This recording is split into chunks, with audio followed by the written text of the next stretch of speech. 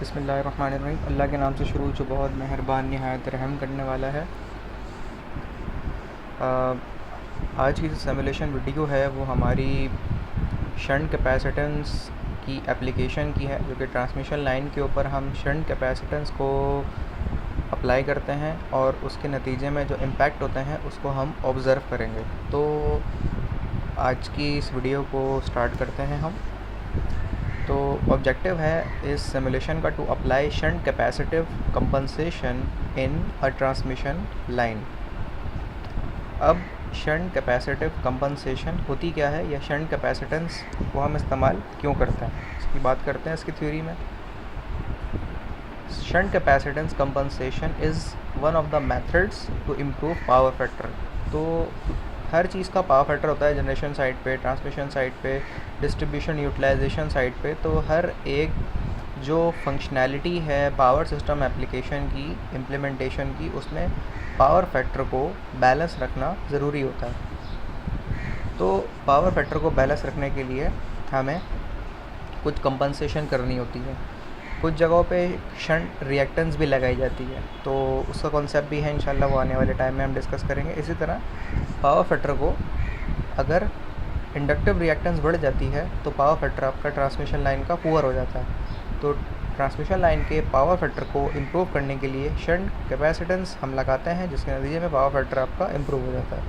यही थ्योरी है इसकी मेन, जिसको हम डिटेल में डिस्कस करेंगे। To improve power factor of power system का पावर फैक्टर इम्प्रूव करने के लिए हम इस एक्ट को परफॉर्म करते हैं, यानी शंट कैपेसिटेंस को ट्रांसमिशन लाइन में इंक्लूड करते हैं, कंपनसेट करते हैं, जिसके ज़रिए से पावर फैक्टर इम्प्रूव होता है पावर सिस्टम का।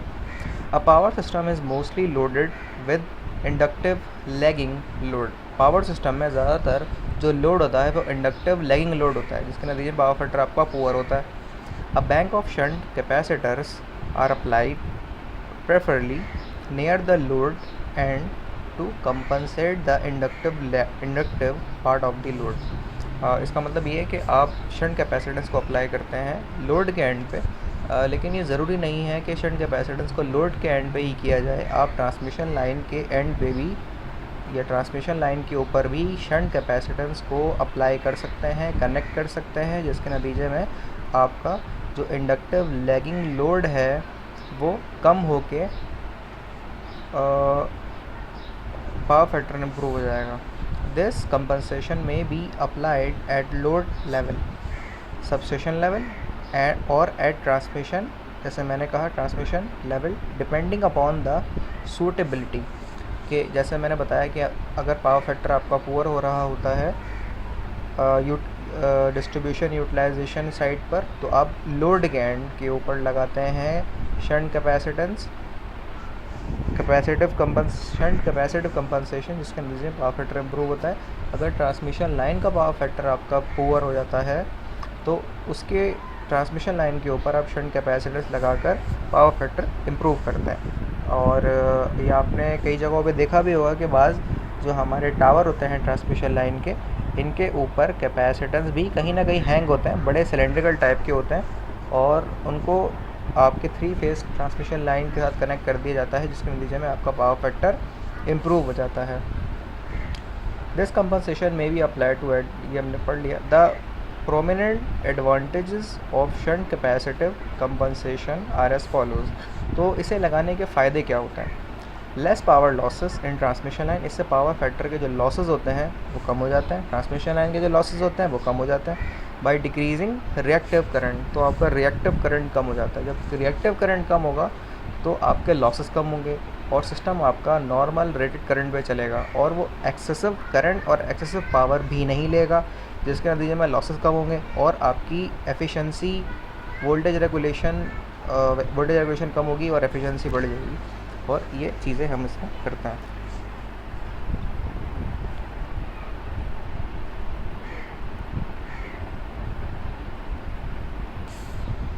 अच्छा जी, तो हम बात कर रहे थे by transmission and by decreasing reactive current, इससे रिएक्टिव करंट हमें कम हो जाता है। सेकंड पॉइंट में हम आते हैं increase capacity of supply power to load. Power supply वो पावर कैपेसिटी जो पावर सप्लाई की मिलती है लोड की तरफ वो बढ़ जाती है, क्योंकि आपका excessive current, excessive power reactive current और रिएक्टिव लोड के नतीजे में, रिएक्टेंस के नतीजे में कम हो चुकी होगी, तो आपकी कैपेसिटी पावर सप्लाई की बढ़ जाएगी। थर्ड पॉइंट पे हम आते हैं लेस वोल्टेज ड्रॉप। इससे वोल्टेज ड्रॉप, वोल्टेज रेगुलेशन कम हो जाएगी एंड हेंस बेटर रेगुलेशन, इससे वोल्टेज रेगुलेशन बेटर हो जाएगी। Less stress on generator excitation, क्योंकि जब एक्स्ट्रा ओवरबर्डन एक्साइटेशन या दीगर किस्म के इफ़ेक्ट नहीं आ रहे तो आपका जो जनरेटर के ऊपर स्ट्रेस है एक्साइटेशन सिस्टम का, तो वो कम हो जाएगा। एंड लेस एक्साइटेशन लॉसेस, इसके नतीजे में एक्साइटेशन लॉसेस, रिएक्टेंस लॉसेस, ये सब भी कम हो जाएंगे। Increase life of power system की लाइफ इससे बढ़ जाएगी। Equipment due to less loading, क्योंकि एक्स्ट्रा लोडिंग नहीं हो रही, एक्सेसिव पावर, एक्सेसिव करंट नहीं हो रहा, तो इस तरीके से पावर सिस्टम के इक्विपमेंट्स की लाइफ भी बढ़ जाएगी। फर्स्ट पॉइंट पे आते हैं better ability of power system to meet peak load demand. Peak load demand को पावर सिस्टम आपका अचीव करने लगेगा और ये बेटर एबिलिटी की तौर पे काम करने लगेगा। It should also be noted that leading power factor of electrical network is also undesirable, and due to certain factors is concerned more disadvantages than।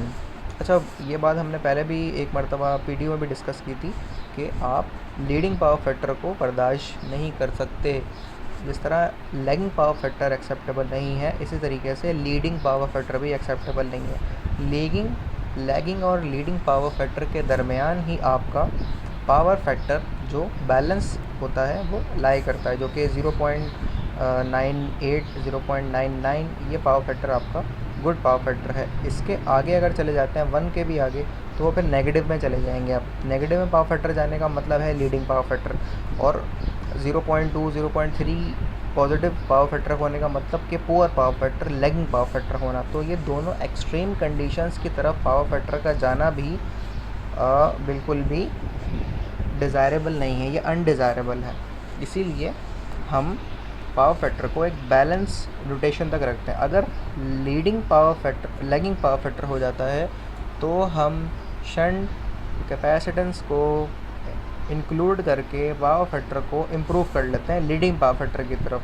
और अगर पावर फैक्टर हम शंट रिएक्टेंस का बढ़ा दें, शंट कैपेसिटिव रिएक्टेंस का बढ़ा दें बहुत ज़्यादा, इसका मतलब ये कि आपने शंट कैपेसिटिव रिएक्टेंस या कैपेसिटर्स बहुत ज़्यादा बढ़ा दिए, तो आपका पावर फैक्टर लीडिंग की तरफ चला जाएगा। तो उसको बैलेंस करने के लिए आपको शंट इंडक्टिव रिएक्टेंस को इंक्लूड करना पड़ेगा, इंडक्टिव लोड को बढ़ाना पड़ेगा, जिसके नतीजे में आपका पावर फैक्टर लीडिंग से लैगिंग या बैलेंस की तरफ आएगा। तो इसीलिए दोनों एक्सट्रीम कंडीशंस के ऊपर हम नहीं जाते, पावर फैक्टर अपना हम बैलेंस करके रखते हैं।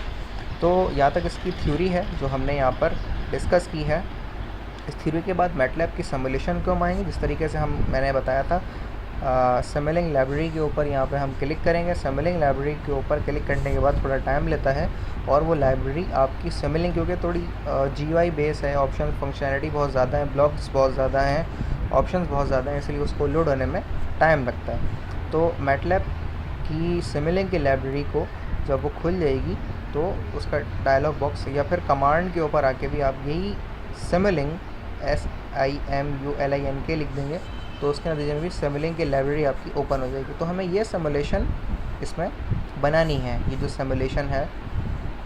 तो इस सिमुलेशन को और ये मैं बताता चलूँ कि ये वीडियो जो है हम electrical department university of Punjab Lahore से फॉर लर्निंग पर्पस के लिए हम आपको सिखा रहे हैं। मेरी अपनी वीडियो बिल्कुल भी नहीं है, तो मैं जस्ट एक लर्निंग पर्पस के लिए आपको सिखाने की कोशिश कर रहा हूँ, जिसमें सिर्फ मेरी आवाज़ है। सिमुलेशन ये इस डिपार्टमेंट की अपनी है।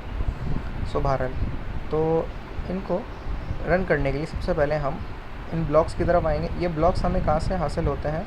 सबसे पहले जब हम सिमुलिंग पे क्लिक कर देंगे तो ये हमारा डायलॉग बॉक्स ओपन होगा। सिमुलिंग लाइब्रेरी कहलाती है ये। सिमुलिंग लाइब्रेरी के अंदर हमारी ये सारी फंक्शनैलिटी जो हमने पहले डिस्कस की है लाई करती है। तो सोर्स सिंकिंग ये हमने पहले भी सब डिस्कस किए हैं, आपने LCS, SNS, DSP इन सब में भी पढ़ा होगा। तो हम इसमें बाकी सर्चिंग ऑप्शन में अगर हमें कोई डिज़ायरेबल ब्लॉक रिक्वायर्ड होता है तो हम वो लिख कर यहाँ पर, जैसे वोल्टेज मेजरमेंट है उसको यहाँ पर लिख कर सर्च करके हासिल करके राइट क्लिक करके अपने ये जो अनटाइटल्ड विंडो है इसके अंदर पेस्ट कर देते हैं या फिर ड्रॉप कर देते हैं, जिस तरीके से ये यहाँ से ठीक है इनटू प्लेस कर रहे हैं। तो वोल्टेज मेजरमेंट को यहाँ से हासिल कर लिया है। वोल्टेज मेजरमेंट को यहाँ से हासिल करने के बाद AC वोल्टेज सोर्स को टाइप करेंगे सर्चिंग ऑप्शन पे, और वहाँ से हम AC वोल्टेज सोर्स जो हमारी AC वोल्टेज सोर्स है उसे हासिल कर लेंगे। अच्छा जी, तो ये दो चीज़ें सिमुलेशन के लिए हमने हासिल कर ली हैं। अब हम नेक्स्ट जो हमारी ब्लॉक है उसको फाइंड करने के लिए आगे बढ़ेंगे, और इसके अंदर हम अपने सर्चिंग ऑप्शन में करंट मेजरमेंट को इंटर करने के लिए सर्च करेंगे। तो जो करंट मेजरमेंट है हमारे बिल्कुल वोल्टेज मेजरमेंट की तरह ही तकरीबन रिजेम्बलेंस रखती है, जस्ट सिर्फ इसका टाइटल चेंज है। तो करंट मेजरमेंट और वोल्टेज मेजरमेंट को लेने के बाद हम अपनी जो हमारा लोड है ख़ास तौर पे वो सीरीज़ RLC ब्रांच है, तो हम उसे हासिल करेंगे सर्चिंग ऑप्शन से। उसको ड्रैग करने के बाद अब हम नेक्स्ट पैरामीटर की तरफ चलेंगे। इस सीरीज़ RLC लोड के अंदर आप अपना R, L और C के मुख्तलिफ़ वैल्यूज़ को हासिल कर सकते हैं।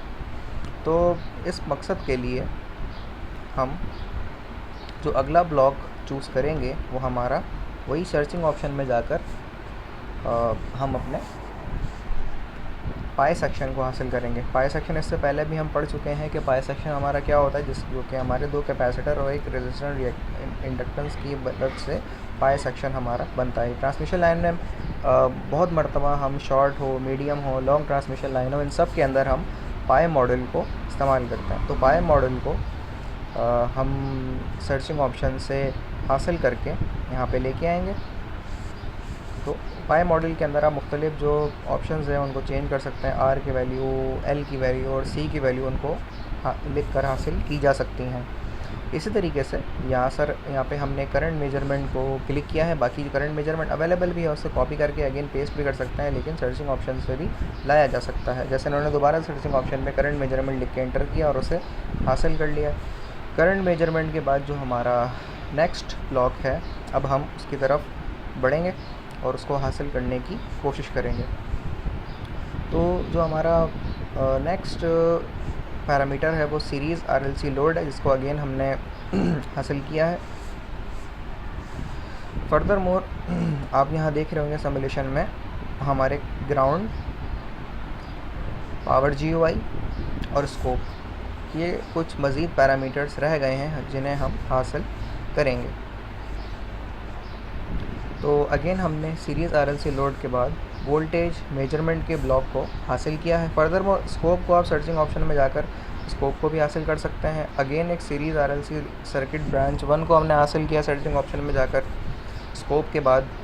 और फर्दर मोर हमारा ग्राउंड अब रह गया है। ग्राउंड को जैसे ही हम सर्चिंग ऑप्शन लिख के इंटर करेंगे तो ग्राउंड को ज़रा देखिएगा हम किस तरह हम ग्राउंड लेंगे।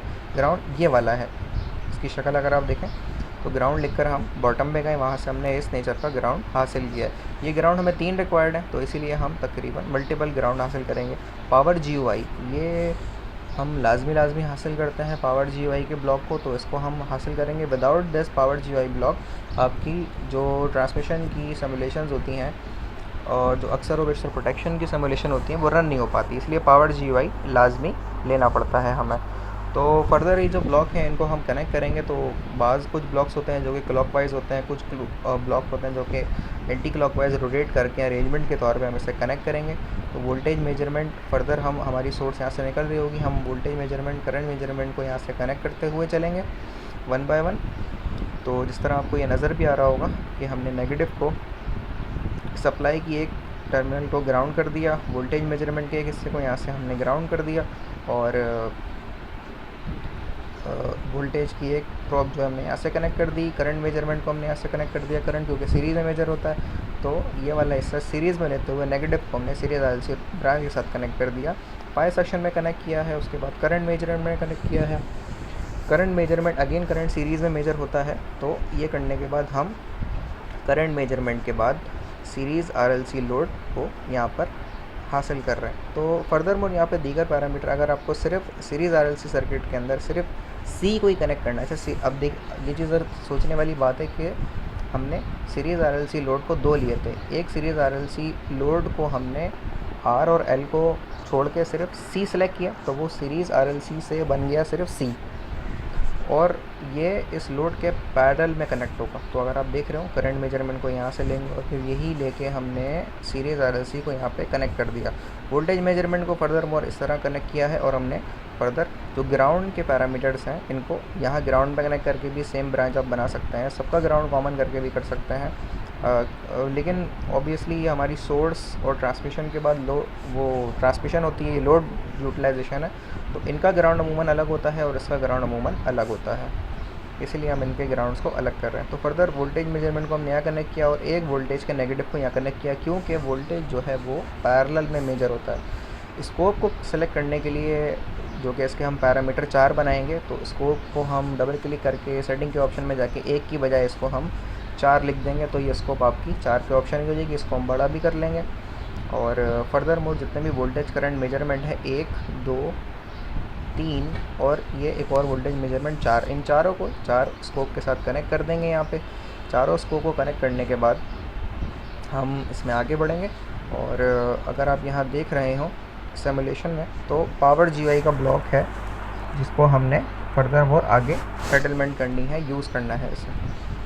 तो सोर्स जो है सबसे पहले तो यहाँ एडजस्ट कर सकते हैं, सोर्स के एडजस्टमेंट पैरामीटर्स के ऊपर जाके, जो कि 12,000 वोल्ट इसमें रखे हैं 12 kV, और फ्रिक्वेंसी जो है 50 हर्ट्ज़ हम सेलेक्ट करेंगे, क्योंकि बाय डिफ़ॉल्ट जो पाकिस्तान की फ्रिक्वेंसी है, एशियन कंट्रीज़ की फ्रिक्वेंसी है, वो 50 हर्ट्ज़ है, तो उसको 50 हर्ट्ज़ हम सेलेक्ट करेंगे। ये चीज़ करने के बाद हम जो सीरीज़ आरएलसी ब्रांच है इसके अंदर हम पैरामीटर्स को एडजस्ट करेंगे, जिसमें सीरीज़ आरएलसी पैरामीटर्स को हम रेजिस्टेंस को 1 रखा है, इंडक्टेंस को हमने 1 मिली है, कैपेसिटेंस को 1 माइक्रोफैरड है। ये बाय डिफ़ॉल्ट वही रहने देंगे। ट्रांसमिशन लाइन के जो पैरामीटर पाई मॉडल हैं, इसके अंदर आके भी हम फ्रिक्वेंसी को एडजस्ट करके frequency use for RLC specification that should be 50 hertz होना चाहिए, नॉट 500 हर्ट्ज़, तो ये गलत करा हुआ है इसमें। और जो आपने यहाँ पे कैपेसिटेंस शंट कैपेसिटेंस कनेक्ट करी है पैरेलल में, इसकी वैल्यू आप चाहें तो बढ़ा सकते हैं, जो कि 1 माइक्रोफैरड है बाय डिफ़ॉल्ट। अब यहाँ जो सीरीज़ आरएलसी लोड है, इसकी जो नॉमिनल वैल्यू है ये आपने यहाँ पे रख दी है 10 kV। नॉमिनल फ्रिक्वेंसी जो है वो अगेन पूरे सिस्टम की 50 होनी चाहिए, तो जैसे कि पाई मॉडल में गलत उन्होंने 500 डाल दी, वहाँ 50 हर्ट्ज़ डालनी चाहिए थी, और यहाँ 550 हर्ट्ज़ रखेंगे। रिएक्टिव पावर 1 किलो है, इंडक्टिव रिएक्टेंस जो है 0 है, बाकी सारे पैरामीटर 0 करने के बाद हम इसमें सिर्फ आर की वैल्यू हमने यहाँ पे दी है, एल और सी यहाँ पर 0 कर दिया, तो सिर्फ रेजिस्टिव लोड लगाया है। पावर जीआई को सेलेक्ट करने के बाद हम डबल क्लिक करेंगे, और पावर जीआई के अंदर हम जो ऑप्शंस हैं हमारे टूल्स के अंदर जाके स्टेडी स्टेट पैरामीटर्स के अंदर हम जाएंगे, तो ये पावर जीयूआई का एक ब्लॉक हमारे पास यहाँ पे आ जाएगा, जो ये कैलकुलेटिंग स्टेडी स्टेट स्टेटमेंट्स को यहाँ पे कैलकुलेट करता है। रन करने के बाद हमें ये चीज़ मिल जाती है यहाँ पे। तो जैसे आप यहाँ देख रहे हो कंप्यूटिंग हो रही है, और सिस्टम के करंट और वोल्टेज आप स्टेडी स्टेट पैरामीटर में हासिल कर लेते हैं। जिस तरह आप देख रहे होंगे वोल्टेज 2 हिस्सों के हमारे पास, एक 1200 वोल्ट है और एक ये 3512 वोल्ट है, ये इनके फेज़ एंगल्स हैं। ये करंट है और ये दीगर करंट है, तो 2 वोल्टेज करंट हमें हासिल हो गए हैं, एक सप्लाई साइड पर और एक लोड साइड पर। तो ये जो पैरामीटर हमें हासिल हुए हैं वो फर्दर मोर हम यहाँ पे इंक्लूड करेंगे इनकी अपनी सिमुलेशन के मुताबिक। लेकिन हमने ये चीज़ यहाँ पे सीखी है कि किस तरीके से आपके जो वेरिएशन है वो तब्दील हो रही है कैपेसिटेंस को लगाने से। अच्छा, इसमें एक सीखने वाली पार्ट ये है कि आप मुख्तलिफ़ सी की वैल्यूज़ को आर की वैल्यू को वेरी करते हुए उसको एडजस्ट कर सकते हैं। उसके नतीजे में आपको उसके इम्पैक्ट वोल्टेज करंट की सूरत में नज़र आएंगे। दीगर पैरामीटर एडजस्टमेंट के तौर पे भी आप इसमें कर सकते हैं, जैसे कि हमने पहली सिमुलेटेड वीडियोज़ में भी देखा है। तो वो प्रैक्टिस के ऊपर आपको चीज़ें सीखने को बड़ी आसानी से मिल जाएगी। तो आज की जो सिमुलेशन की वीडियो है वो यहाँ पर हम एंड करते हैं। होपफुली अगर आप लोगों को कोई सवाल हो तो feel free to ask on my email address adilkhanpakistan@gmail.com। और आज की वीडियो यहाँ पर हम ख़त्म करते हैं इस दुआ के साथ कि अल्लाह ताला आपका और हम सबका हामी और नासिर हो। अल्लाह हाफ़िज़।